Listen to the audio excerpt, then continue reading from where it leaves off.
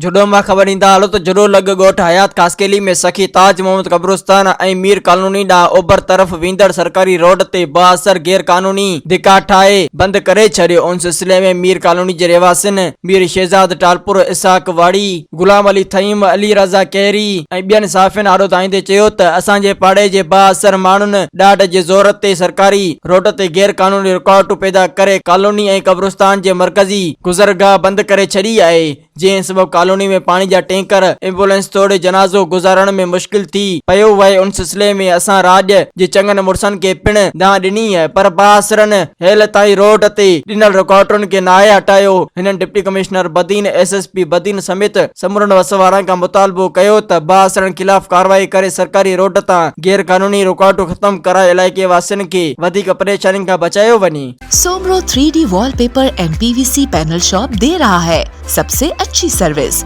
बेहतरीन क्वालिटी के आला मयार वॉलपेपर और सीलिंग खूबसूरत डिजाइन और कलर्स में दस्तयाब है। हर किस्म के PVC वॉलपेपर्स और सीलिंग लगवाने के लिए हमसे राब्ता करें।